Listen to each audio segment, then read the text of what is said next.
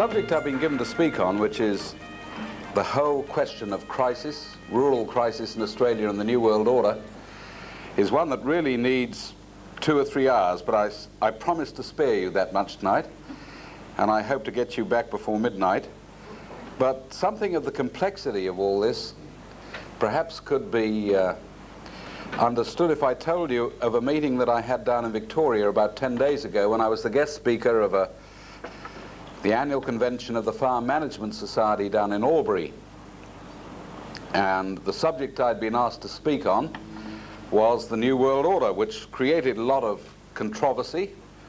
There was some dissension about whether I should be there speaking. Apparently it's a hot subject. But the most interesting thing to me was that the conference concluded with the convener getting up and telling the audience his experiences. He said, I have heard Prime Minister Bob Hawke and President George Bush talking about a new world order. And I was interested in that, and I wondered if it had any bearing on economic problems facing farmers. So he said, I rang the Department of Trade down in Canberra and said, look, have you any material on the New World Order, and could you provide a speaker to our forum so that we can get a bit more information? To which there was a long, pregnant pause the other end of the telephone line, and they said, well, they did have some material on the New World Order, but they weren't quite sure if they were at liberty to release it, and they certainly didn't have any speakers. And there was a bit of shuffling around where they asked each other what the right thing to do was, and apparently nobody quite knew, so they suggested he get onto the Department of Foreign Affairs, which probably was the right department dealing with that subject. So he rang the Department of Foreign Affairs, and he said there was an even longer, more pregnant pause the other side of the line, and they said yes, they did have a lot of material on this, but they weren't quite sure how far they could go in releasing it, and beside that they didn't have speakers, and they weren't quite sure if they could help, but why not try the Prime Minister's department? So he rang the Prime Minister's department, and he said the pause there was the longest of the lot, and they said they had a lot of material on the New World Order program, but they didn't have any speakers, and the material they had, as far as they understood, could not be released without the personal go-ahead of the Prime Minister, who wasn't available at that particular time. So they were dreadfully sorry, but they couldn't help. And he said that was the situation. We have coming over our news services a whole lot of talk about the New World Order and Australia's involvement in it, but apparently we can't get government speakers to come and tell us what it's all about, and that is the reason that I'd been invited to speak. And I've got to be honest in saying that over the 20-odd years that I've been looking at this question, that's broadly been the reaction. A lot of people have a vague feeling there's something called a New World Order, but it's not one of the things you speak about in polite company, and apparently we've reached the stage now where if you want to get on in this hard, cruel world, you're not allowed to speak about politics or religion or the New World Order. And if you keep off those 3, you're going to do very well. About 10 days ago, we had an article in the Australian by an academic called John Carroll speaking about the whole question of protection of Australian industry. Now, he struck something of a blow by saying that unless we begin to do something to protect our Australian industries, it's now only going to be a short time till we have nothing left to protect whatsoever.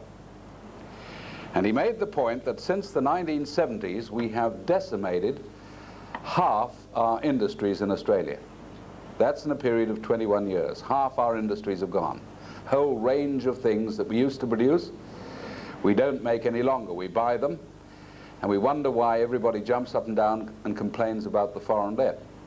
Now, I want to tell you why we've done that and how it fits in with the New World Order and what the New World Order is. I never really came across the New World Order as a subject until I was lecturing in New Zealand in the fairly early part of the 70s, and I happened to be speaking in a little town called New Plymouth on the North Island. It's a beautiful little, really it's a little fishing town that nestles under Mount Egmont, if you've ever been there, on the west coast, and I was speaking at that time on the growth of the debt of the third world countries and the fact that they'd already reached a stage They were trying to borrow money to pay the interest on what they'd borrowed previously, and there's no possible way that anybody can survive doing those sort of things. And at the end of the meeting, a lady came to me and said, look, I've got a little book that might interest you that seems to relate to what you're talking about. And I said, look, I haven't got time to read it, but if I could borrow it, I'd certainly be appreciative. So she gave it to me, and I didn't have a chance to look at it until I got on the plane coming back to Australia, and I opened it up, and it was a little book called A Common Interest in a Common Fund, which meant nothing to me whatsoever. So I began to read it, and it was written by an Australian economist by the name of Dr. Helen O'Neill, who might have been Humpty Dumpty for all I knew.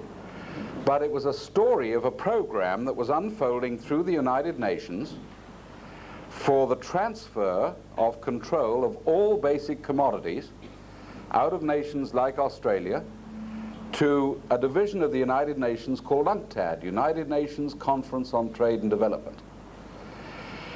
And what was going to happen if this program was realized would be that 18 international commodity boards would be set up through this division of the United Nations, which would take charge basically of the world's foodstuffs and fibers and minerals. Now that was pretty important to Australia. It listed the sort of things: grain and meat and fibers like wool and cotton, timber, sugar, coffee, cocoa, obviously not things we produce here, but then it went on to a whole list of minerals like iron ore and coal and copper. By the time you came to the end of the list of commodities they were considering, you'd virtually touched all what we call primary industry here in Australia. Now, once they had established central control through the United Nations of these commodities, something called a common fund would be set up, which is where the title came from, which would be like a kitty which all nations would contribute into, and they would try and establish what is sometimes called supply management and reserve price schemes, and they would arrange deals between producers and consumers and all participating nations, which basically meant every nation in the world, because everybody, with the exception of one or two, were members of the United Nations, would be compulsorily required to take part in this thing. Now, I thought to myself, if this thing is really a goer, I would have seen about it in, say, The Land, which is the main rural paper in Queensland, or in New South Wales, or the Queensland Country Life, or the Grain Growers, or whatever it happens to be, or perhaps some of the small business papers, because they would be discussing this. I mean, every issue is coming out on marketing schemes and how we attract exports, and if this was really on the drawing board, surely all their members would have been debating this thing hotly. I'd never seen a reference to it. So I thought to myself, it must be a dream that they've got coming up sometime in the future. But nevertheless, coming through this book, there was enough to suggest that a lot of preliminary discussions had already taken place to make me want to know more. And then also through the book came a thing called the New World Order. This commodity fund idea was part of the New World Order.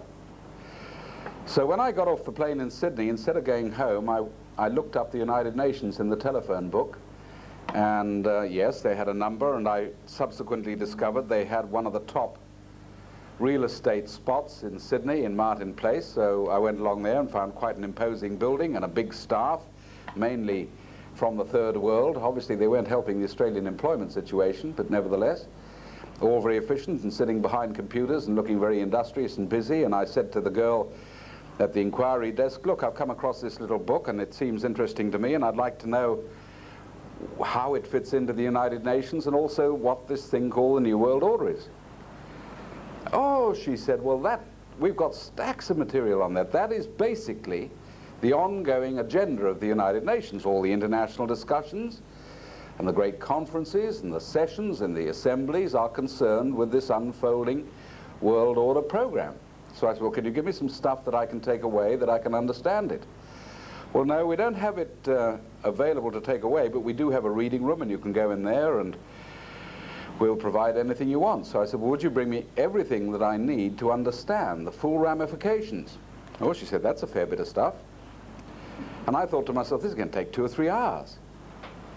And she came out with a trolley about twice the size of this table here beside me, loaded up with books and pamphlets and reports that came from anywhere you can think of. The International Monetary Fund and the World Bank, and think tanks in America like the Brookings Institution, and conferences of UNCTAD and conferences of UNIDO and UNICEF, and then more think tanks in Europe. And by the time you'd gone through all this, I didn't spend 3 hours there, I spent 3 days. Coming back every morning and sitting down and making copious notes, and I didn't even know what I was really looking for.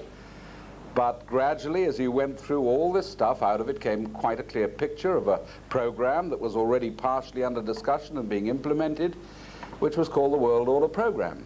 And it had a number of parts. The first part was a very big program called NEO, New International Economic Order, NIEO, that contained a number of agreements, ingredients, the first of which was that the International Monetary Fund and the World Bank, both of which are divisions of the United Nations, would be merged into a world central bank with all the powers that our Reserve Bank does here in Australia, capable of controlling all lending and investment and exchange rates and transfer of funds from one part of the world to the other, and stock exchanges and the whole bit.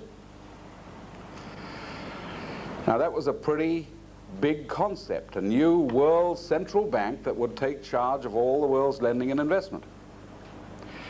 And then it was argued that to facilitate this program, the main reserve currency that nations trade in at the moment, which is the American dollar, established at the Bretton Woods Conference towards the end of the war, would be gradually phased out, and a new world money system would come in, which would replace the American dollar as the money that nations trade in.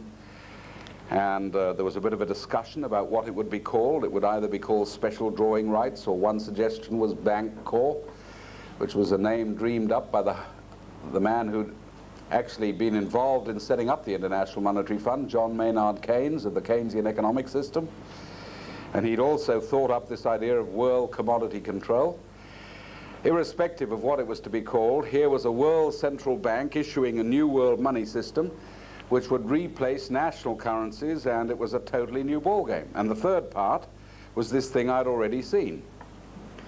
International control of all the world's foodstuffs, fibers and minerals, and supply management and the pricing mechanism and the whole bit. It was a huge program. Now that spun off into a number of specific programs. They had another thing called the Law of the Sea, which was international control of all seabeds and the exploitation of minerals on the seabed and fisheries, and a narrowing of territorial waters and a whole range of things like that. So it was a huge program. And I could not understand why it was that we weren't seeing more discussion about this in our rural papers and in business papers, because obviously Australia was already at least partially committed to the whole idea. So I began to lecture on it. What I could understand of it and what I'd pieced together and documented, I lectured to farmers and business groups and anybody who was interested in hearing it, saying, do you know that Australia is already partially involved in this, and have we looked at the implications? And I found on the whole total incredulity. People found it very difficult to believe that such a thing was even possible. And farmers on the whole used to treat me with good-humored contempt. I mean, you know, if what you're saying is true, was the reaction, we would have seen it. I mean, we're having conferences every other day on marketing and selling our stuff overseas, and, you know, we've got our own elected leaders running the farmers' federations, and they, you know, it was really sort of, you were trying to push. You couldn't even get people to look at the thing properly. And to show you how absurd it's got, the last time I was lecturing over in Western Australia, I was invited by one of their farming organizations, the pastoralists and graziers, to go and have a meeting with their executive, which I did in a very plush building in the middle of Perth, obviously spent with, or built with, the subscriptions of hundreds and hundreds of pastoralists and graziers.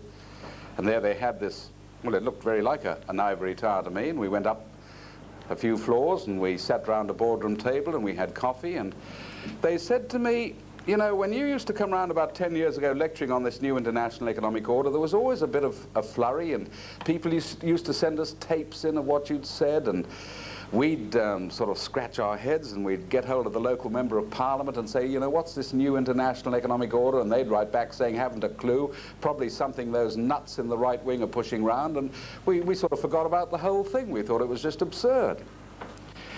But now that Australia has ratified the program, and this was in 1989, we're getting the first documents from the United Nations on marketing in the future, and it's pretty frightening stuff. What do you think we ought to do about it? Well, I didn't quite know at that stage. It's rather like saying, how do you catch the horse after the stable door's been left open? So all I could think of was, well, look, I think the first thing you ought to do, surely, is honor bound, is to write to all your members, who after all pay your salaries, telling them what's going on and asking what their reaction is, and so that at least they've got an up-to-date understanding of the whole program. And then to my amazement, when I sat drinking my coffee, they had an intense discussion amongst their own executive about whether they should do that or not. I don't know what the outcome was, but their paper has never carried a story on the whole thing yet. And here we are 2 years afterwards. So you'll still find that the executive understands the whole thing, but the ordinary grassroots membership is still going around saying, well, of course it couldn't be true because, you know, our representatives would have told us by now. That's how absurd it gets. Now, it wasn't very long after that I went back to New Zealand and was lecturing, strangely enough, in exactly the same town of New Plymouth. And that night, there was a trade union man present. And he worked in the meat works in Howrah, just outside New Plymouth. And he came up at the end of my lecture. By this time I was speaking on the new international economic order, and he gave me this little book. And he said, we thought this was double Dutch, but apparently it is the program we're all to follow, and all our trade union branches have been given a copy of this, and we're supposed to be studying it. And he said, until you spoke this evening, I didn't know what to make of it. Would you like to have a look? So I grabbed it. And again, I didn't look till I was on the plane coming back to Australia, opened it up, and there was a little book, not printed in New Zealand or Australia or London or anywhere like that, but printed by the Novosti Press Agency Publishing House in Moscow. And the gentleman who wrote this little book was called Ernest Dubminsky, who was one of their top economists in the Kremlin. And there's a little blurb about him and his photo at the back. But apparently he's not working in Moscow. He is part of a team of 400 Soviet officials working for the United Nations, all on the permanent payroll. He was in Geneva. And this little book is the official Soviet evaluation of the New World Order program.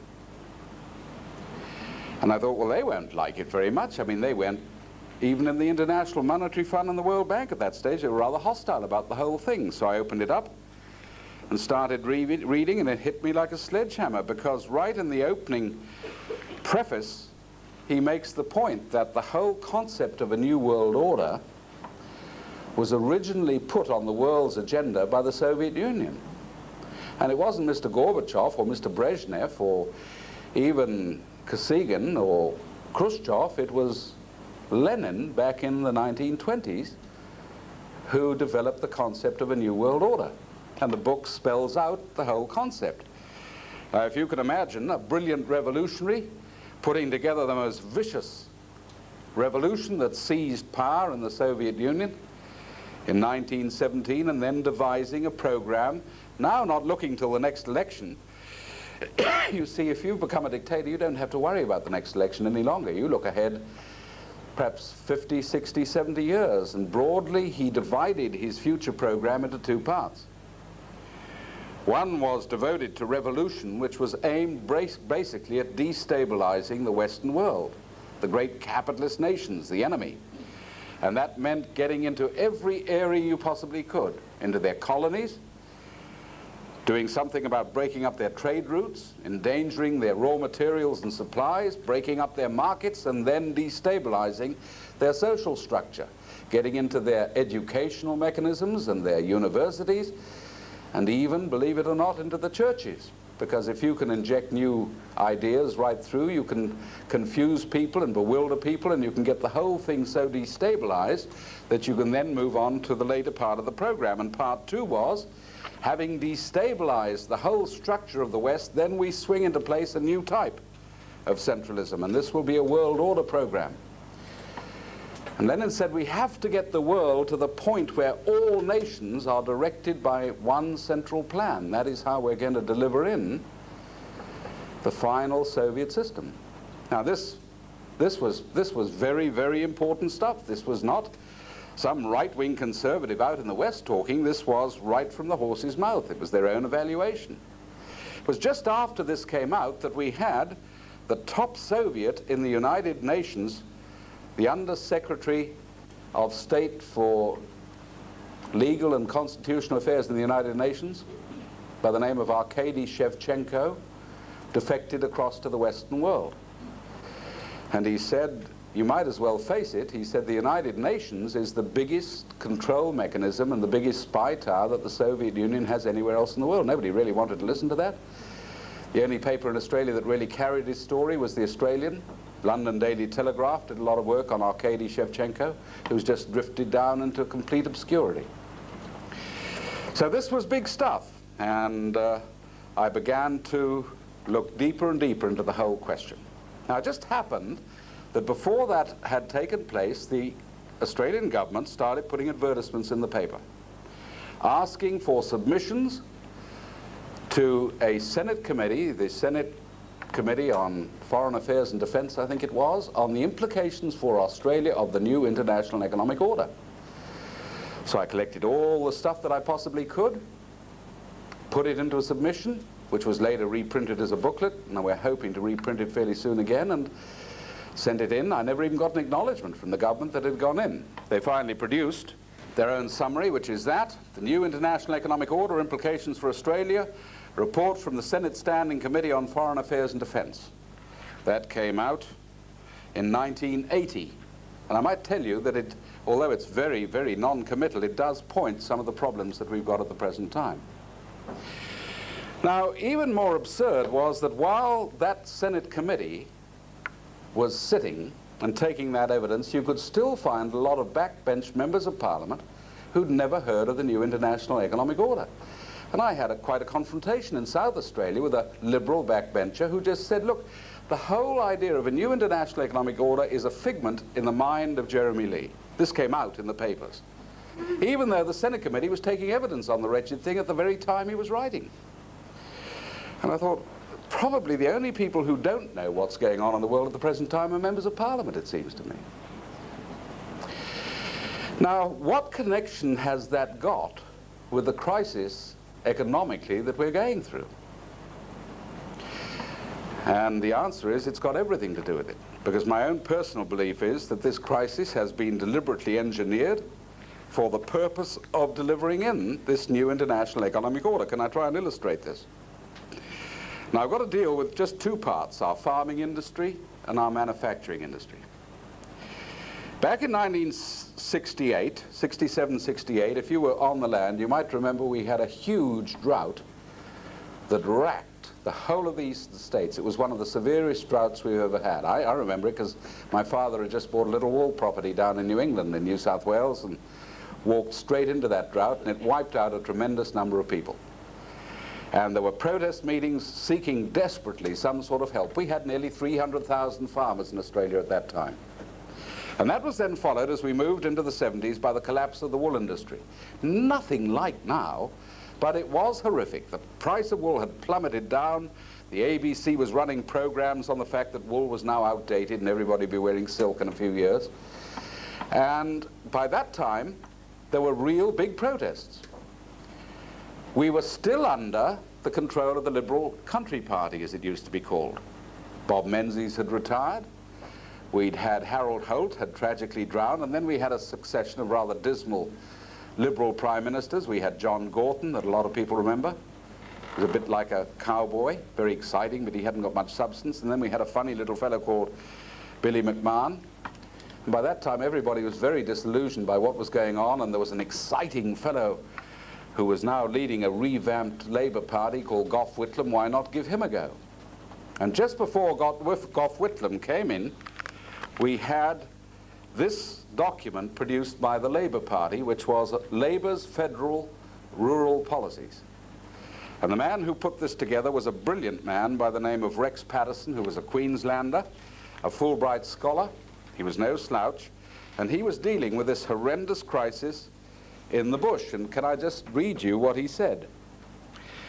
There's ample proof to show that high interest rates are imposing severe burdens on export rural industries, just as they are on other sections of the community, such as young homeowners. A Labour government would investigate the overall application of interest rates as they affect primary production and productivity generally, with the objective of providing low and reasonable interest rates to those soundly based industries on which the economic health of the nation greatly depends. So this is what they were going to do. Labour's debt alleviation policies would take the form of making available long-term, low-interest loans to pay off immediately the crippling high-interest short-term loans which many producers have been forced to accept from financial institutions and hire purchase companies. And he had every reason to write that, because interest rates were creeping up and threatened to hit 8%. And then came the magic bit. At the same time, a Labour government will allow a holiday period of up to 5 years for potentially viable producers as regard the repayment of principal and interest, in order to allow farmers to strengthen their financial position. We're going to give farmers 5 years not having to pay the bank any interest or any repayments at all. And I might tell you that was only the rural policy. The same line of thinking was coming right through the whole of Labour's policy. Now it immediately raises huge questions. How on earth would they finance that? Would we go and borrow more money overseas and tack it on the end of the foreign debt, or how was it going to be done? And there was no mucking about. They were quite specific, and this is what they said. Labour's long-term development policies and reconstruction policies will be financed through the Commonwealth Bank under the best possible terms and conditions which the nation can afford. And then comes a hard-hitting statement. Labour is not tied, nor has it any allegiance to the private banking sector and hire purchase institutions. Labour believes that a lowering of the rate of interest for funds used for the efficient production of commodities, particularly for the earning of export income, will assist increased productivity. This in turn is necessary to counter the forces of inflation associated with full employment and growth. Did you pick up that last sentence? We need to lower interest rates to counter inflation. Now they're using the opposite argument. We've got to raise interest rates to cover inflation. You see? You can make black look white if you're a politician. But you see, the other thing is, the best terms and conditions the nation could afford, we've got some precedents. The Commonwealth Bank financed Australia during the First World War at 0.5% interest rate. It was used to save the wool industry during the Second World War. I don't know whether you know it. We've got an absolute panic now because we've got 5 million bales of wool in stock that we can't sell, and the whole thing's collapsed. We had 10 million at the end of the war, and it was no problem at all because we had the finance to handle it, and the whole lot had gone within 3 years, and then we had a wool boom. Now that's what Labour was going to do. And the man who put that together, Rex Patterson, was waiting for Gough Whitlam's electoral victory to do it. And Gough Whitlam was swept in with a huge majority, and Rex Patterson found he never even got his nose in the ministry. He was shunted off to the back bench, and into his spot came a giant of a man called Al Grasby, who became the Minister for Primary Industry. And at that moment, the whole program changed. The first steps towards internationalizing Australia had begun. Gough Whitlam delivered Australia in that direction. He delivered speech after speech on the new international economic order and bringing in world order things. We had a lawyer by the name of Lionel Murphy who tried to bring in the first Human Rights Commission and failed because they hadn't got the numbers in the Senate. And you want to go and read what the Liberal and the Country Party were saying against Lionel Murphy when that bill was put through, how disgusting it was, and it would sabotage Australia's constitution and goodness knows what. And no sooner did the Liberals get in when Gough Whitlam got out than they put through what Lionel Murphy couldn't get through himself. There was no change whatsoever. So we were then headed straight into the New World Order program, and it was going to decimate primary industry and small business. Now, we were a pretty self-sufficient nation at that time. Hundreds and hundreds of little industries had gained maximum protection at the end of the war and were really going for their lives. You could go into the hardware shops, and you could go into our grocery shops and light engineering, and you'd find nearly all the stuff you bought was made in Australia, but that's not the case today. You go into your spare parts, or you go into your supermarket and you'll find made where? South Korea or North Korea or Taiwan or Sri Lanka or Zimbabwe or Brazil or the Argentine, and hundreds of little industries, tremendous industries that used to be the basis of Australia's productive sector have gone to the wall. Half our industries lost since 1971. Half our industries. And they are now falling quicker than they've ever fallen during that last 21-year period. And the result of this is that you find more and more workers in Australia suddenly getting out of their employment onto the dole queue. Why then aren't there union leaders saying, well look, why now are we sacrificing Australian industries so that workers lose their jobs? We're going to fight the government, and they should have got alongside small business to fight the program, instead of which they were all participating. So you can see how the thing has gotten. We've now reached the point where all of a sudden we're finding that the farmers have caught up with small business. We've reached the point now that in one of the great food producing nations of the world, we're importing each year $2,000 million worth of food into Australia. And the picture is quite frightening. We're importing big quantities of meat, millions of dollars. We're importing nearly $500 million worth of vegetables into Australia. And if you want to see how absurd that is, just get in your car over a weekend and drive from here to Toowoomba through that Lockyer Valley, which is one of the greatest vegetable growing areas in Australia, and you will find farmers out there ploughing their vegetables in because they can't get them to the market. That is absolutely true. We're importing something like $33 million worth of tomato paste into Australia. How the heck you do that, I cannot think. We're importing lamb meat, we're importing leather, we're importing, you just name it, and you'll find we're now importing $16,000 worth of food into Australia for every farmer that we've got left.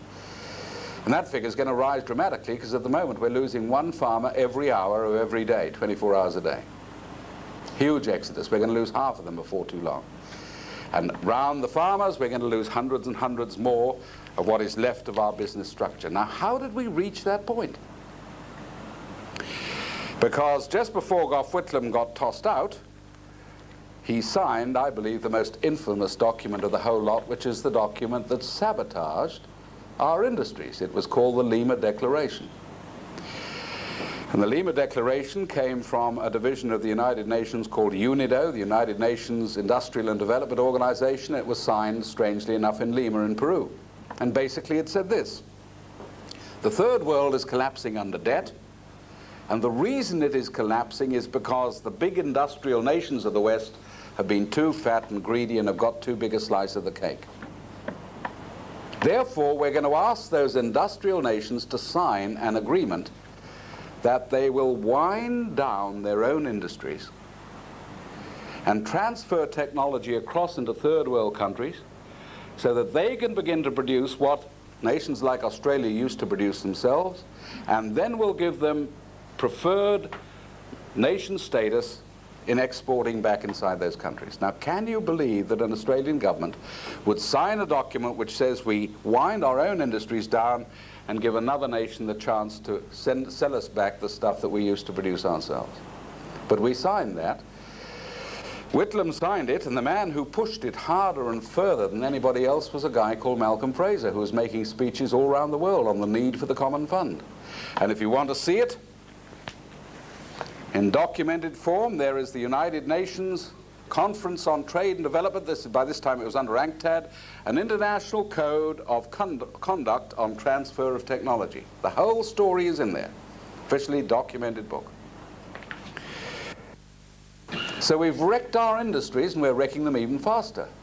And as a result of this, taxes have gone up, debt has gone up, and interest rates, well, perhaps you haven't noticed it up here, but interest rates have gone up too. And you can find farmers out in the bush paying up to 27% interest. Every time they get into trouble and move into a new risk factor, the interest rate goes up instead of down to try and keep them on their feet. And the result is there's absolute chaos now in rural Australia, and we're going to see that hitting the cities with increasing violence over the next 6 to 8 to 12 months. Hundreds and hundreds of industries will go and jobs will disappear. Not because we can't produce, not because Australians are bludgers and can't compete with Southeast Asia, which is the story being spun at us the whole time, but simply because we have been deliberately put under penalties which make it impossible to survive however good you are, and then accused of being inefficient when you can't keep up. And that's how the game is played. And ultimately, at some point, they will say, well, the only way to solve that is to try and bring in this new world order. Now, how does that then tie in with the Gulf War? When we sent our mighty armed forces over to prop up George Bush in the Middle East, it produced two problems for Mr. Hawke. The first was that the peace movement got its act together and we began to see peace protests, which became quite big. The second thing was, much more serious for him, it split the Labour Party. And there was a big section in the Labour Party did not like the idea of simply wagging its tail every time the Americans whistled. And finally, at the very time he needed national unity to try and preserve some sort of impact overseas, Bob Hawke called together the Labour Party. The argument he used was not, we've got to beat Saddam Hussein, or we've got to defend oil, or this is a mighty blow for the little man, or anything like that. He simply said, do you not realize that this is part of the world order program? That's why we've all got to stick together. And the Labour left basically said, oh, we didn't realize that. All right, well then we'll back off. And finally it came out in a full page in the Australian, why Labour would go to war for the New World Order. That was the headline at the top. Why Labour would go to war for the New World Order. And it had the whole argument. I'd just like to read you the arguments of just one backbench Labour man, Dr. Andrew Theophanous. This is what he said in the House of Representatives. A new world order is emerging, as is shown by the unprecedented Resolution 678 of the United Nations Security Council. When a situation arises in which the United Nations has gained a tremendous boost in its power, in its authority, and is able to carry resolutions and concrete actions as a result of those resolutions, then people who describe themselves as leftist or socialist should not be concerned about it, but should welcome such developments, because the increase in the powers of the United Nations is a very significant development. It is something which the ALP has been committed to for many, many years, ever since the time of Dr. Everett. And those of you that know anything about Dr. Everett would know that he set the whole thing in motion through the Fabian Society and was in actual fact the first president of the United Nations. So that's the argument that Bob Hawke used. Now, what did Dr. Andrew Theophanous mean when he said this is part of our program? You've got to go and have a look at this document, which is the Australian Labour Party 1982 Platform and Rules, which came in just before Bob Hawke got into power. It was no longer the old traditional Labour Party of Ben Chifley and John Curtin and Arthur Calwell and some of the great Labour men of the past, who, whatever else you say, were certainly patriotic Australians. This was a totally revamped, changed Labour Party that was now involved in a world program. And so it started off virtually on page 1 with the things that had to be done for the New World Order. The flag must be changed. We've got to get rid of the monarchy and have a republic. It's written in there.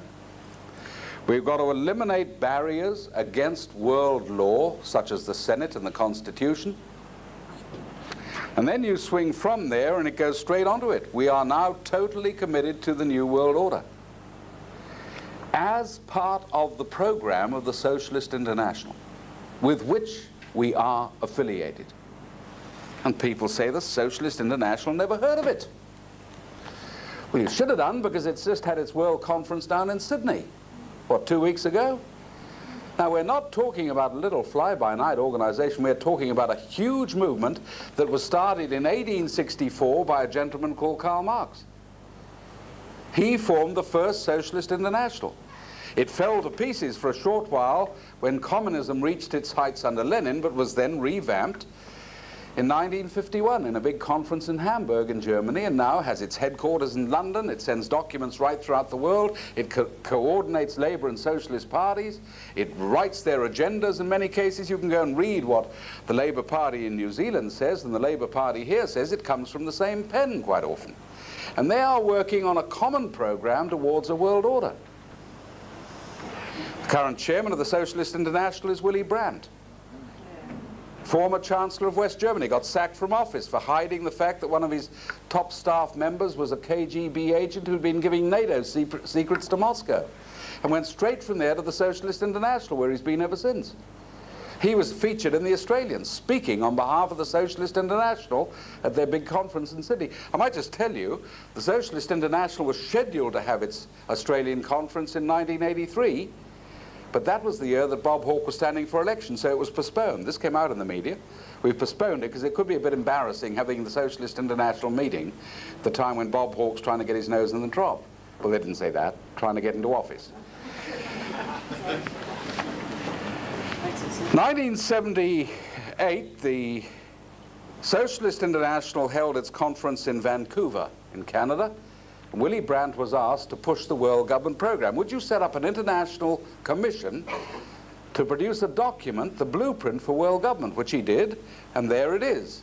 North-South, Program for Survival, the Brandt Commission Report, headed by Willy Brandt, 23 people on his committee, top bankers and industrialists and prime ministers, and Edward Heath, the former Prime Minister of Britain, Olaf Palme, the famous socialist from Scandinavia. They're all there. And this is, if you like, the definitive work on the world government movement. It's got the whole program. The World Bank and the Money Fund and the transfer of technology and the new money system, the whole bit. It's all in there. Pan Books got the contract to print it. I think 1 million copies came rolling off the press, and every member of Parliament throughout the world was sent a copy. Most of them probably threw it in the waste paper basket because they still don't know about it, but there is the Brandt Commission Report. And that document there, there's another little book. Can't see it. And the one produced in Moscow, both came out in the same year, 1978. That's the Moscow evaluation of the World Order Program. That's the Socialist International, both pushing exactly the same story. World government is the only chance for mankind. That's where we are. That's the program we're going into now. All right, now we're in 1990, 1991. How far are we along the program? Well, every paper now is coming out with a story. This has just come out in the last few months. This came out in the Financial Review, which is the main paper telling the story. United States push for creation of new World Trade Group. That's the whole Common Fund idea. United States, grappling to adjust to the dissolution of its post-war economic supremacy, is now resurrecting the idea of an all-powerful supranational institution for world trade. Supranational means above nations, a concept it spurned and buried more than 40 years ago. The idea was originally advocated by John Maynard Keynes at the Bretton Woods conferences. The United States rejected it then because it impinged on United States sovereignty. But now is the time to accept it, you see. Or the World Negotiable Bond issue. This came out in the Financial Review as we moved into 1990. World Negotiable Bond issue. World Bank has announced plans to launch a $1.5 billion bond issue, which for the first time will be negotiable in all the world's main capital markets. The issue will be tradable in the European, United States, and Japanese capital markets. The World Bank is the largest regular user of the international capital markets, and its planned global issue will blend issuing techniques in the Eurobond and the US markets. They've had two issues since that article came out. They were both snapped up. But you see, the argument is not new. It's written as though this is a brilliant new idea they've just thought of. You can go right back to this, towards a world central bank. This was a paper given by McChaney Martin at the Peer Jacobson letter. He was the first secretary, I think, of the International Monetary Fund. This was, I think, 1980. And he just bluntly says, we are going to issue and create out of nothing. He actually says this, the new world money system. We will have to have control. Yes, it is true that it impinges on the sovereignty of all nations, but that's the price they've got to pay for order. The whole thing's set out there. Pierre Paul Schweitzer, a little earlier on, 1967, issued a statement in which he said, we're simply going to create out of nothing the new money that the world is going to need. Now, if they can do that through the International Monetary Fund, why can't we do it here in Australia for our own needs? And the answer is we can, and we have in the past. But we've now agreed implicitly that we won't do that because it might jeopardize the push towards world order. We've got a bunch in power who are now taking Australia in that direction, and they don't want anything that would slow up the movement towards world government. Or take another issue. You've recently seen advertisements in the press, you might have experienced it, where if you go along to your local bank now, you're supposed to produce ID cards and tax file numbers, even though you, whatever it is, even though you know the local bank manager perhaps, and you've been in there for the last 20 years, and you play bowls with him on Saturday afternoon and babysit his kids and all the rest of it. That's not good enough. How does he know that you are you? So you've now got to produce all this ID, but where did it come from? Came from Interpol, the international police organization based in Paris. This stuff came out from Congressman Ron Paul, one of the most brilliant and knowledgeable commentators in America, talking about Interpol. During the past 20 years, Interpol has mainly been used to track terrorists, art theft, international murder plots, and Nazis. But in 1984, things began to change. John Simpson, then director of the United States Secret Service, was appointed as the president of Interpol. 1 year later, Raymond Kendall from Britain was appointed to oversee the daily operations of Interpol. In late 1985, top police from 140 countries met in Washington, D.C. for 8 days for Interpol's first meeting in the United States in 25 years. President Reagan and Attorney General Edwin Meese addressed the crowd. The proceedings were not, of course, open to the public or the press. Since Interpol's activities are no longer confined to real criminals, with, quote, financial criminals and money launderers prime targets, and since the Federal Reserve defines financial crimes and money laundering as not filling out the right form at the bank when withdrawing our own honestly earned money, we should be concerned. Here are the goals of this new pact. 1, industrial countries will adopt the strict reporting requirements of the Basel Committee, which is an international banking group. 2, the countries will then adopt the same laws and regulations concerning movements of cash around the world. 3, all banks, bankers' associations, and police within the trilateral countries will share information with every other bank enforcement agency. 4, regulators, bankers' associations, and law enforcement agencies will merge their enforcement techniques. 5, Interpol facilities will be used as the central clearinghouse to provide information on, quote, problem individuals or businesses within this network to facilitate their prosecution.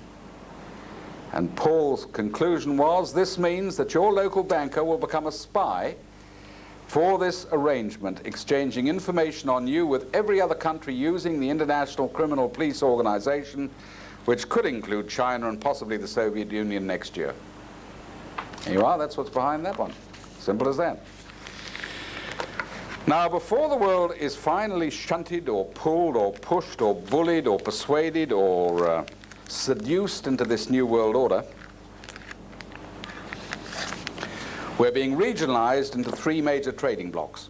First of which is is Europe, which comes into fruition on the 31st of December, 6 days after Christmas, 1992.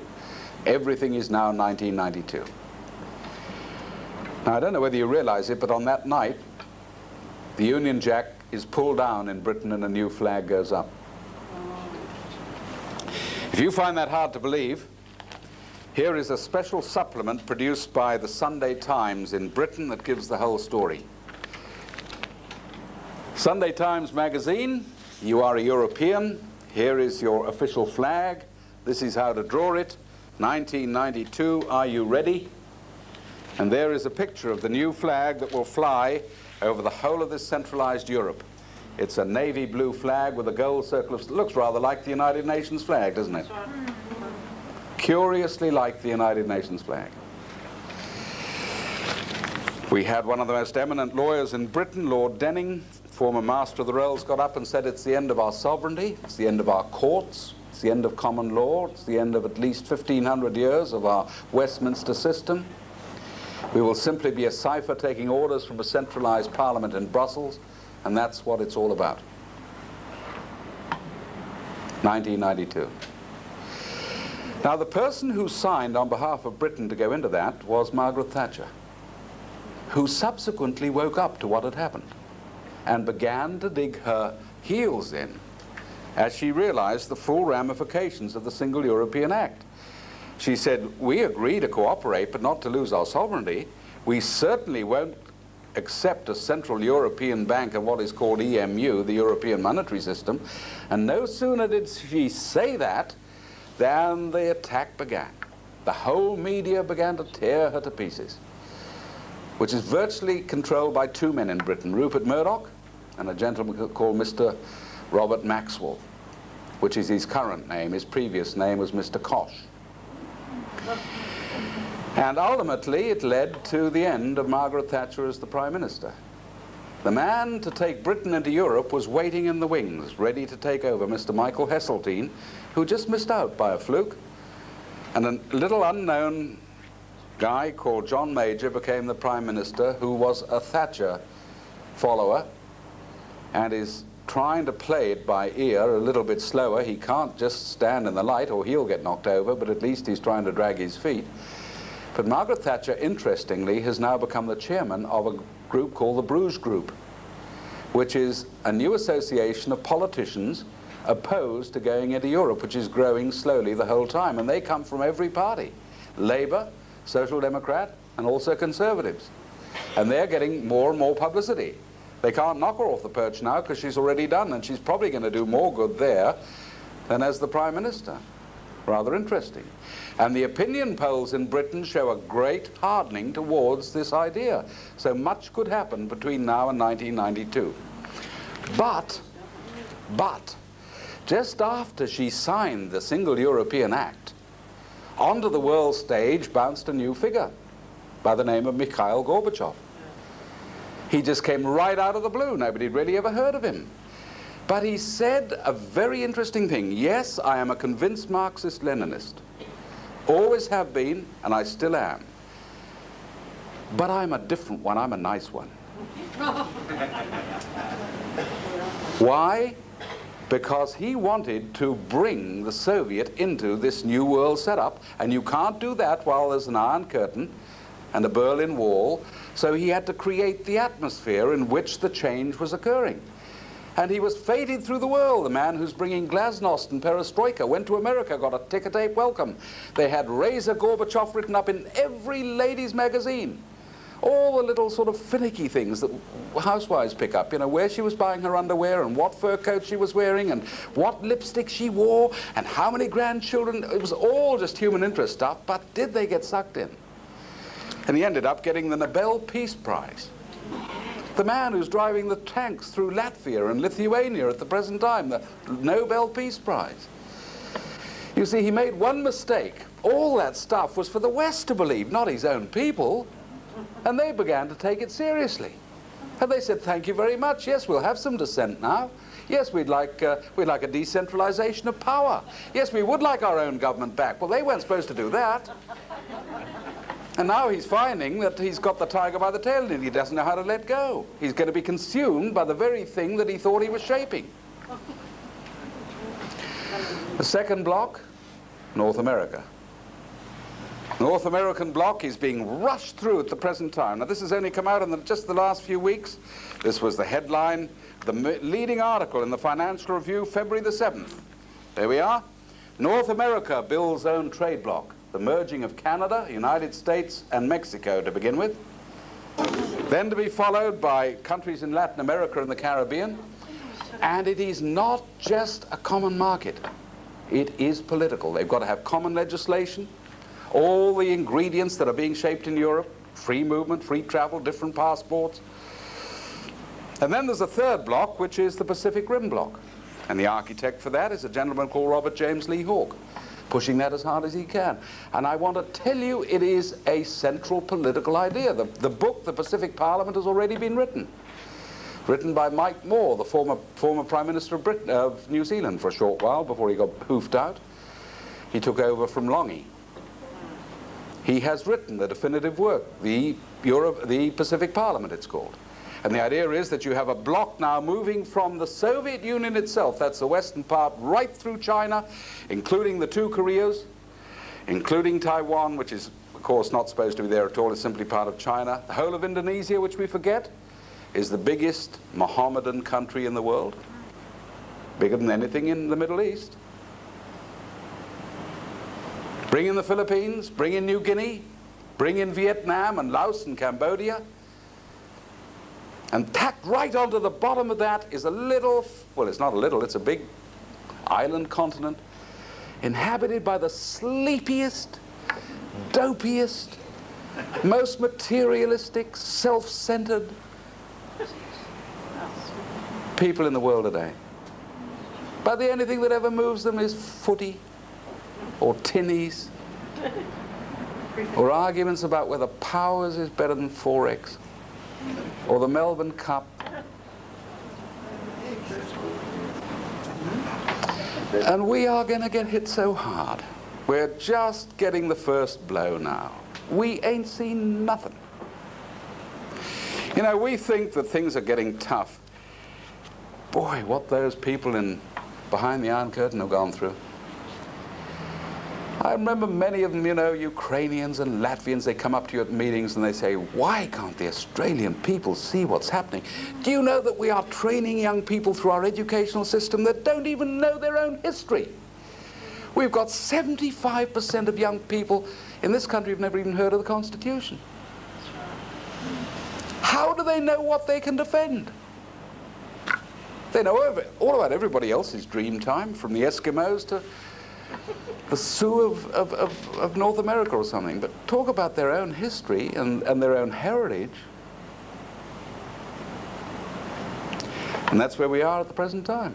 Sometime, I don't know when, I'm certainly no prophet, and I don't want to start trying to prophesy, but I would imagine between now and the end of the century, we are going to be brought to a point of no return. We haven't reached it yet. Which way does Australia go? Because you see, there's one vital question we've got to answer. If we go into this world government, even piecemeal, what happens to our Constitution? Which is the founding document that put this country together. We all voted the thing in by a referendum in this country. The decisions made in Australia are made by the Australian people, not by the United Nations or anybody else. Yes, we want to cooperate with other nations, but we don't want to lose our sovereignty, surely. We the people, it says. And then that phrase, humbly relying on the blessing of Almighty God, which wasn't even in that Constitution originally, until a huge campaign said, let's put those words in. That's where truth and freedom comes from. And then it sets out the rules. This is the Parliament. This is the upper house. That's the lower house. That's how the judges are appointed. This is how we have elections. These are when the elections shall be. These are the powers the government shall have, no more and no less.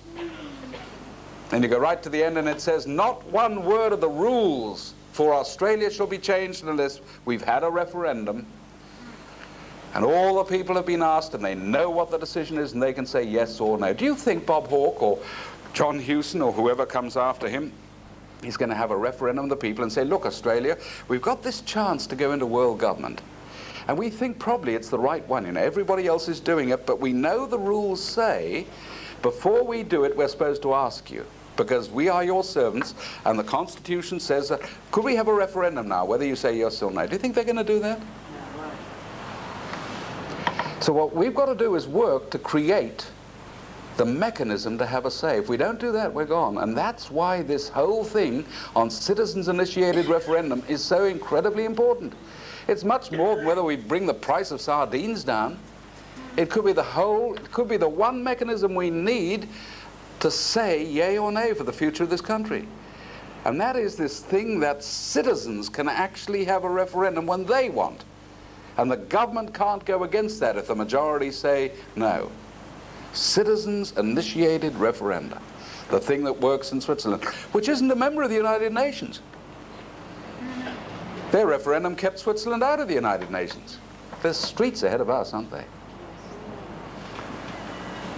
I believe that's the choice we've got, whether we remain a Christian country or whether we opt now for the new religion of world order, which is basically humanistic, very antagonistic to Christianity.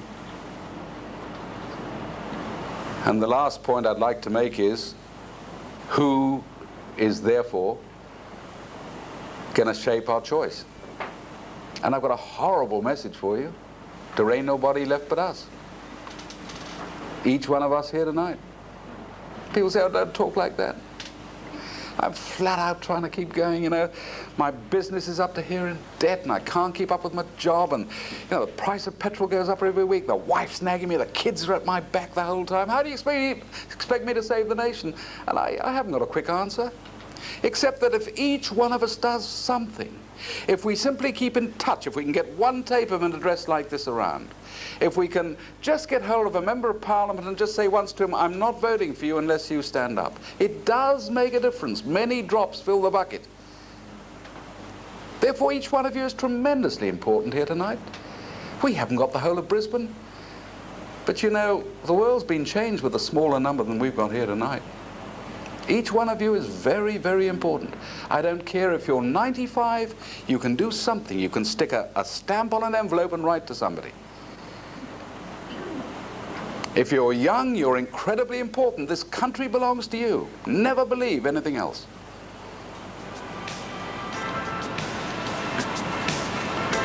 But we better get started because we haven't got too much time. Thank you very much.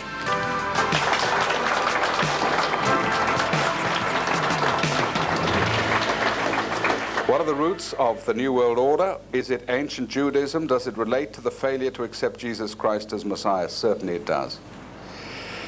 Because you see, the only time in history this idea has ever been put up was, you'll find in Scripture.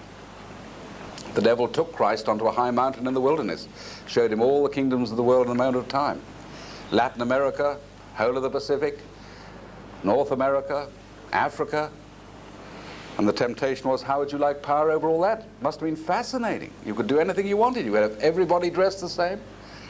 You could have everybody jumping when you said jump, or standing on their heads when you said stand on their heads. Everybody singing the same songs.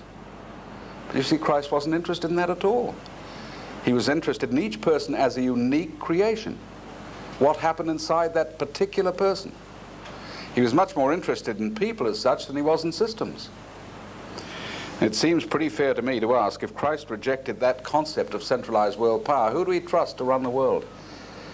Who are we going to have as the first world president, mapping out all our freedom? Who do we think, what individual is going to deliver peace on earth, goodwill towards men? Mikhail Gorbachev? Or Malcolm Fraser? Or Gough Whitlam? Or Dame Edna Everage, perhaps? You know, it's horrific when you start talking like that. It is an attempt by man to play God. I really believe that. Where are the Christian churches in all of this? Where were they when Philip Adams on the Ray Martin show approximately 6 months ago stated that Australia was an agnostic nation? How did the Christian churches allow an agnostic prime minister, move an atheist into the office of Governor General as Queen's representative in Australia? After all, the Queen is defender of the faith. I couldn't agree more. I don't know how to answer that except to say that on the whole the churches have let the show down completely. Absolutely. Either driven off by getting sucked into this world government movement, and if you look at the stuff now coming through the World Council of Churches, it's appalling. They've officially endorsed the new International Economic Order. They've just had a big blow-up at the World Council of Churches conference in England. I don't know whether you saw that, because one woman was sexually assaulted by one of the priests. And they had to have a special movement at the council meeting to protect women from assault. The whole thing blew open in the press and everything. Finally, one Anglican who went across to a table where they were selling literature and found it full of pornography and said he thought perhaps the time had come when they ought to rethink their position. Boy, oh boy. And other churches, a lot of fundamental groups, I think, have got a strong faith, but they've somehow, through false prophecy, got the idea that, you know, we're in the end times, and all we've got to do is wait for the rapture, and we're going to get pulled out of this, and then there'll be a big bang, and that's going to solve it. Quite honestly, that is a terrible line. It's neutralized thousands and thousands of Christians, all of whom become Mohammedans. They're fatalistically waiting for the moment. They don't believe they've got to oppose evil or stand up and fight or suffer for their faith or anything else. That's the biggest problem I find amongst Christians. And I always get scared of addressing big Christian groups now because there's a queue at the end waiting down the aisle to give me a book on prophecy. I've got the biggest library of prophecy books in Australia, all of which tell me that, you know, it's not really much use fighting. It's all in the book of Daniel and Revelation. It's going to happen. And all we've got to do is wait for the end. They've got the end times. They were told in the Bible that they don't know the day or the hour, but they've pretty near got it. You know, it could be another 400 years. There was a movement in Britain in 1937 in the churches, well, it was a Christian movement, that was prophesying that Hitler was the Antichrist. And he had all the signs at that time. Huge military power sweeping across Europe. Greatest thing the world had ever seen. And they were just bluntly saying, you can't resist it. We're in the end times. Now imagine if the people of Britain had listened to that.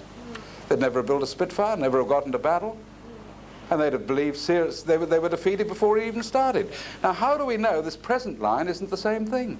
Just to neutralize us all and keep us quiet. The church ought to be right in there, standing for truth, instead of which it's sort of flapping around waiting for the rapture.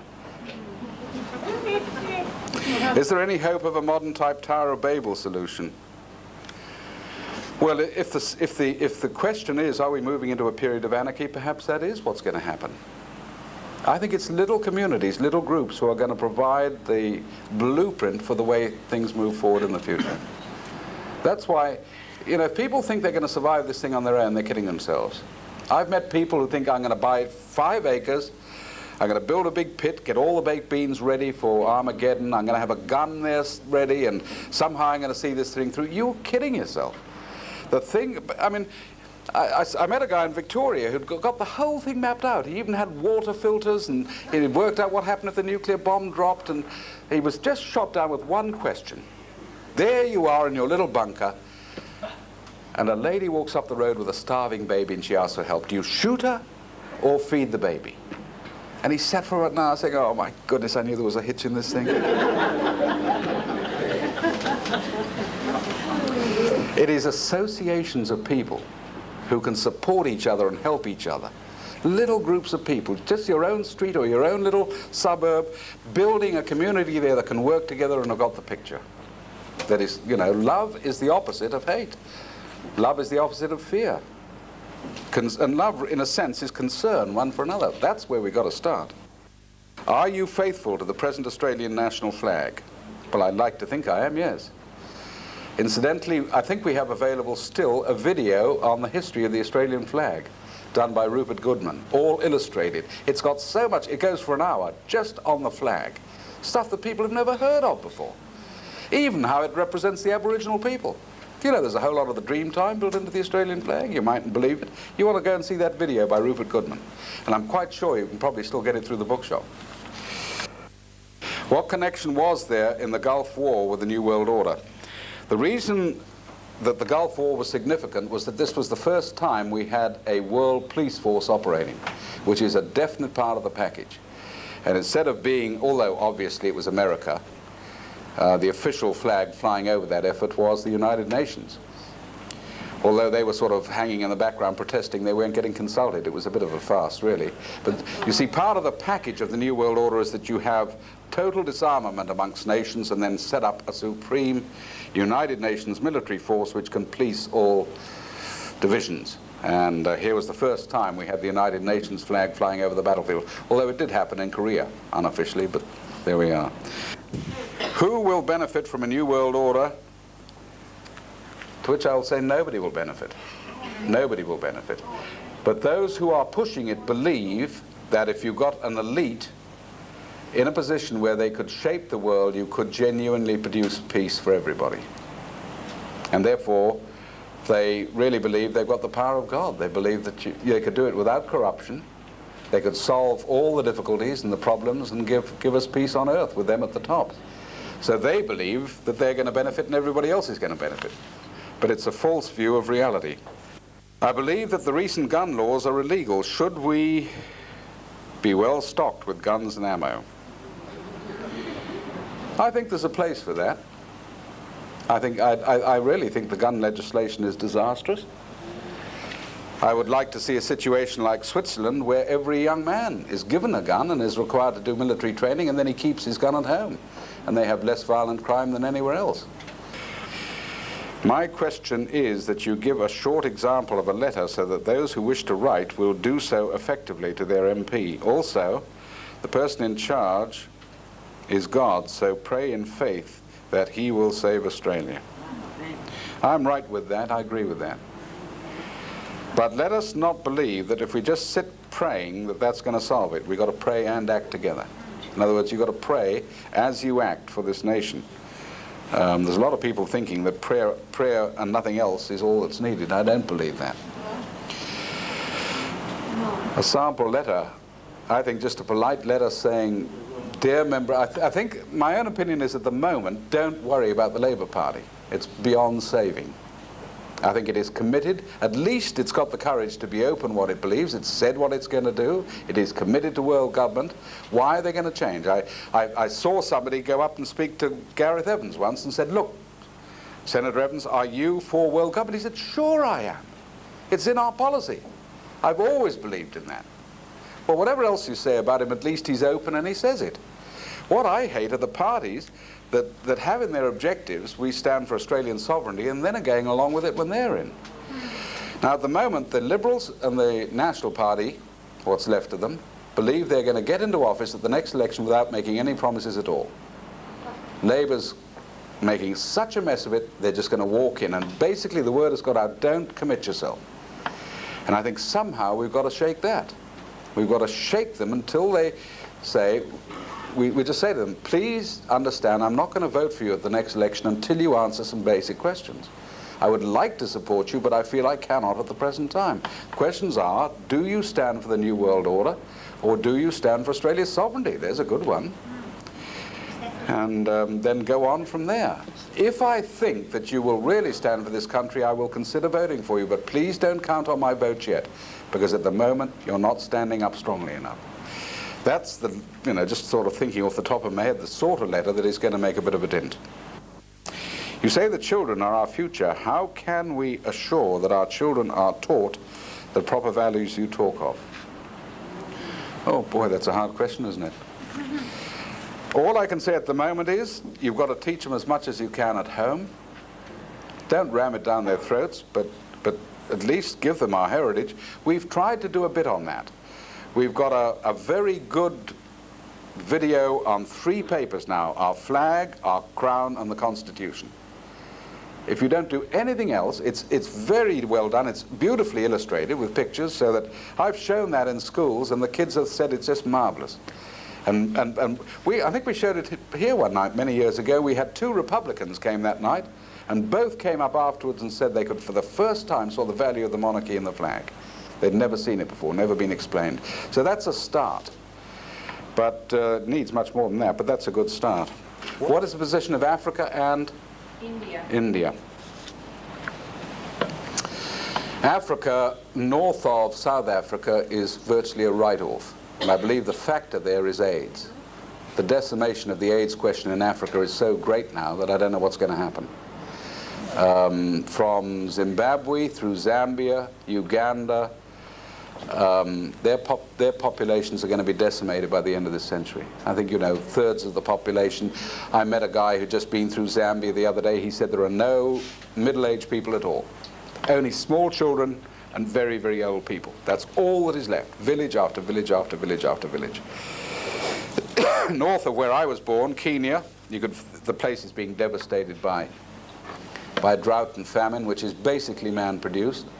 South Africa has been sucked into the New World Order program. I don't know where they're going to fit in.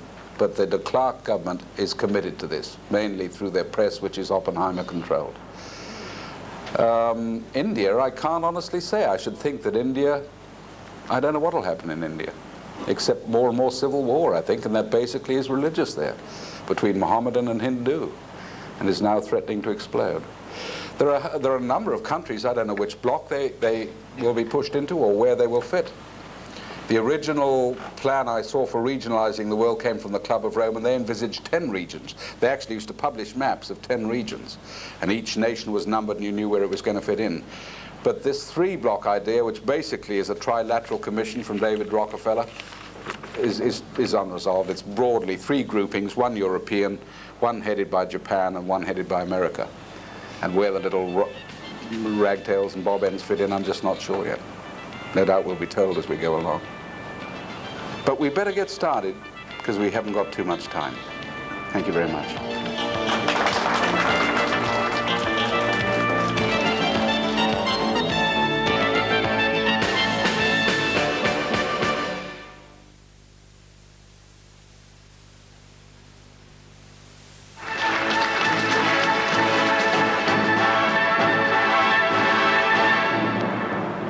Tonight I want to talk about what I consider to be a very serious issue and something that has worried me, and I first wrote about the problems in Australia over 2 years ago. I wrote about this particular issue some 18 months ago because I really do see it as the potential solution to the type of problems that I think faces this country but also governments right around the world. And I find that whenever I travel around the world, I just came back on Friday morning from visiting many countries in Europe, then the United Kingdom, the United States, Canada. Everyone right around the world is as disillusioned with the form of government except in the country of Switzerland. And I said to a friend of mine in Switzerland in 1986, I said, "What government is in power, Peter?" And he said, "Paul, the socialists are in power." I said, "Peter, you're a businessman, how do you cope with the socialists?" And he said, "Paul, it does not matter, for we have the ultimate control." And at that stage, I pricked up my ears and said, "What do you mean?" And he said, "Paul, I don't care who's in government, because if they attempt to do something that we, the citizens, don't want, we call for a referendum and we veto it." And that's what I'm going to talk about tonight.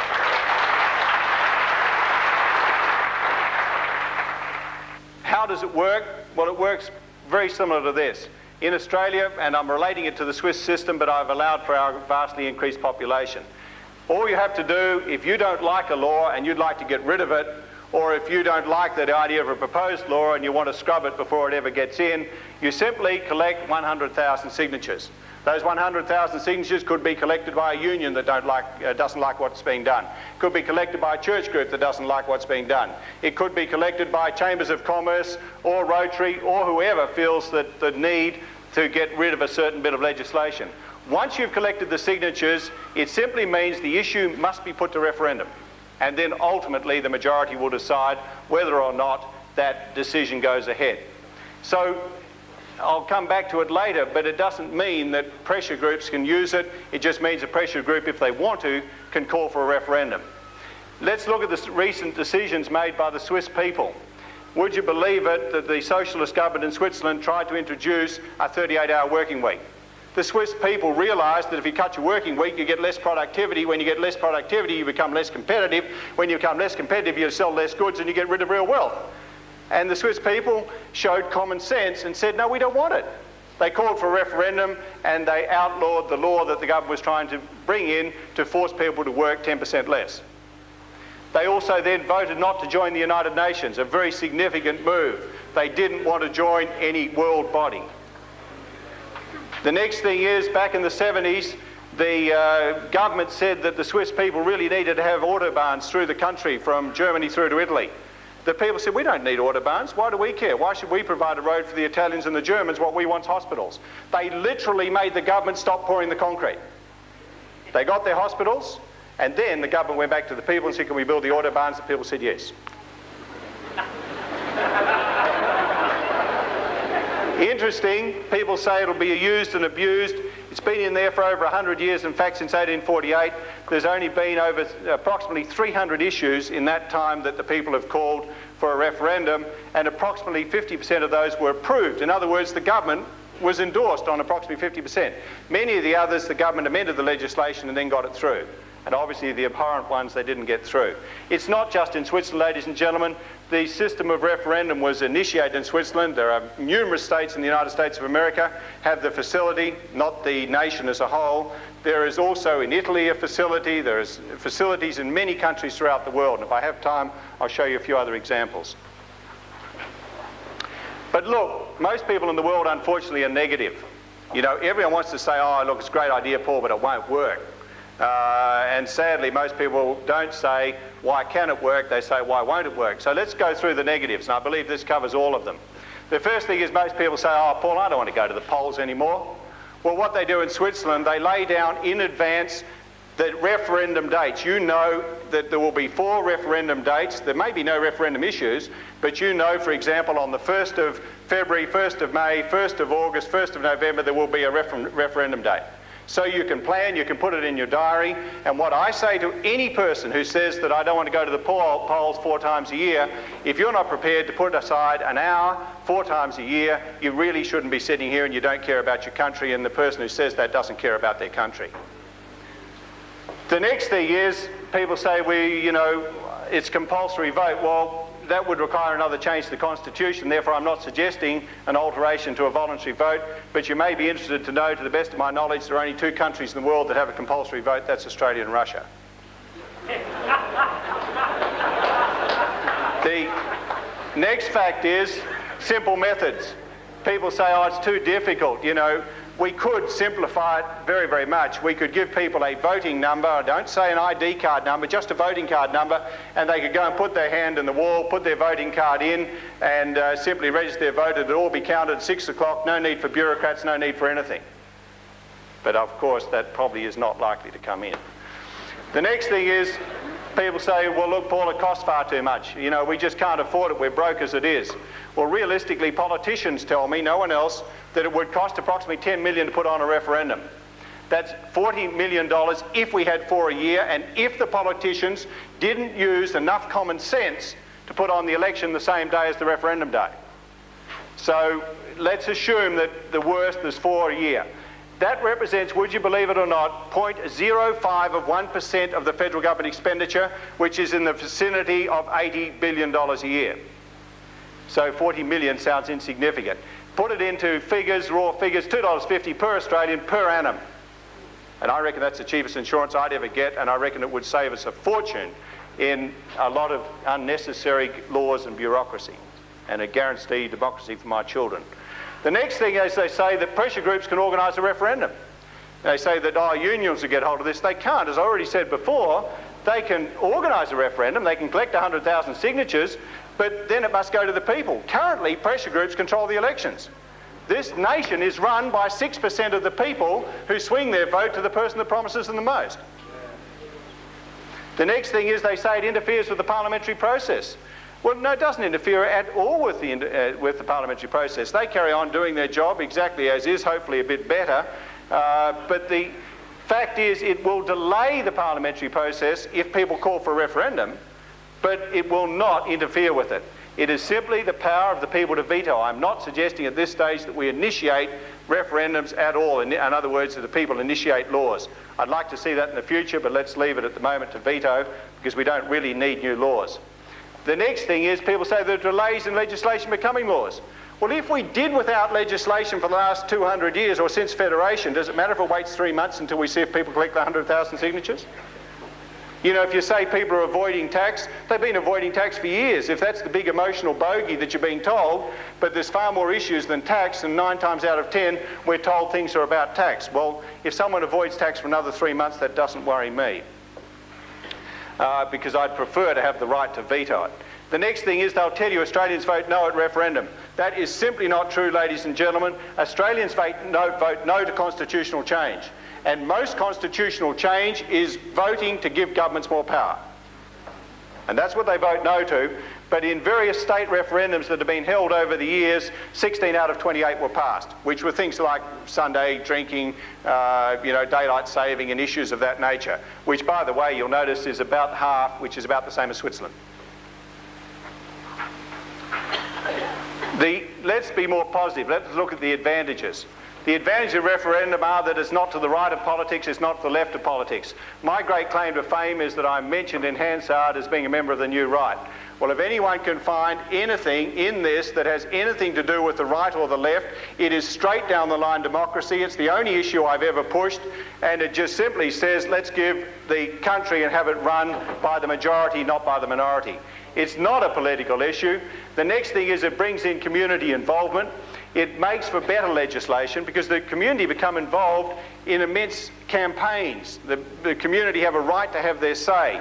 They talk about it over dinner parties. They become involved in what their country's doing. The next thing it does, it removes bitterness over legislation. Not only does it make better legislation because the politician's got to think about it, it removes the bitterness. It makes politicians responsible to 100% of Australians, not just to big business, unions and pressure groups. And that's at the moment who every government panders to, and I don't care whether it's John Howard or Bob Hawke, both of them bend to these three groups. And they don't care about you and me. The next thing is, as an astute politician would see this as the greatest thing and the greatest way to stay in office for the rest of time.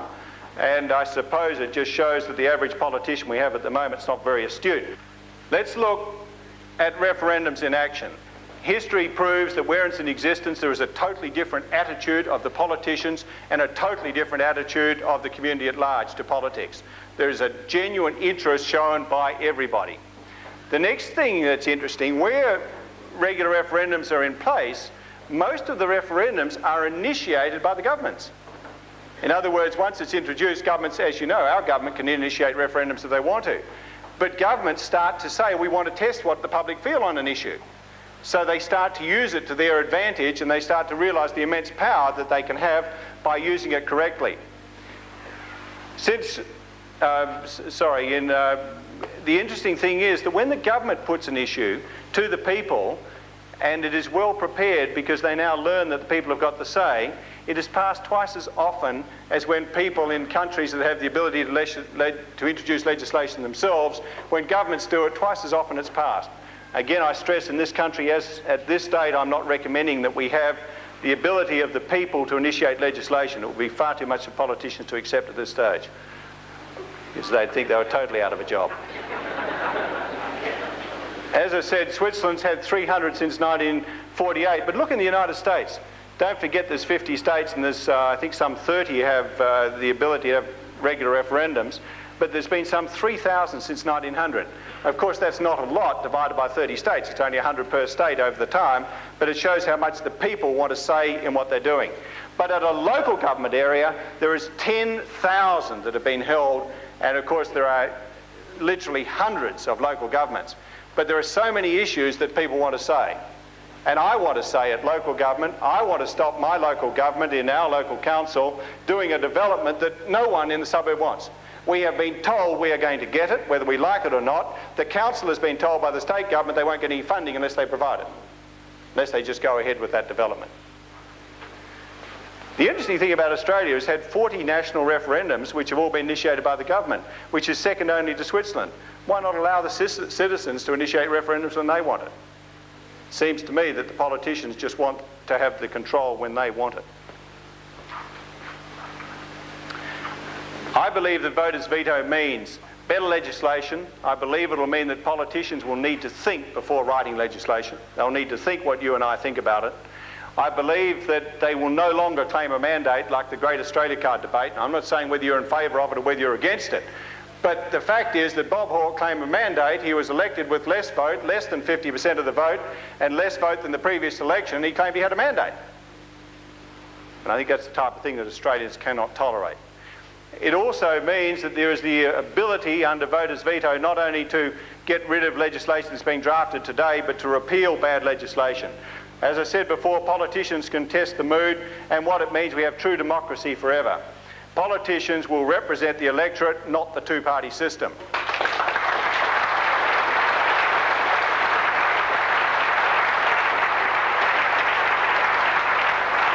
really annoys me and makes me intensely annoyed and makes most thinking people intensely annoyed that when our federation was set up, when we voted for our politician, we voted for someone to represent our local interests. The upper house was designed totally for people to represent national or the state interests. And today, as we know, that your local member represents the party line and the upper house represents the party line. How are we going to go about making sure the public get to know about this? Well, it is absolutely amazing. Since I wrote about this in May of 1986, no one knew about it. No one understood anything about it. And today it is an issue that's being raised in major newspapers around the country. It's being raised on radio programs around the country. It's getting immense publicity.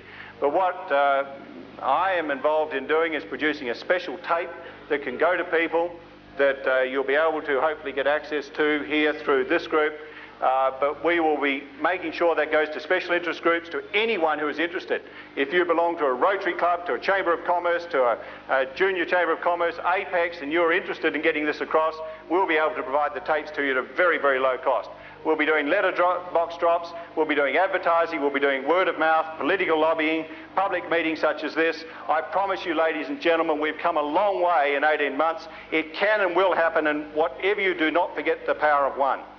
The power of one is the power of you. You can walk out of this meeting and say, wasn't Paul Terry fantastic?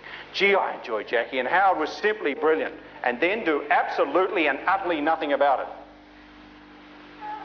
I have paid $800 to come up here, ladies and gentlemen, out of my own pocket. No one's funded it for me. I have come up, I have put 18 months of work into this. I ask nothing more of you people than to make a commitment to yourself, if you believe in the cause, to do something about it and to go out of this room and say, I will tell 20 people about it. I will buy 20 tapes. I will take 20 tapes to other people. I will make sure they listen to them. I will help explain the problems that are as part of this. Then I believe you will have done your part to make sure that this message gets across. The power of one is you.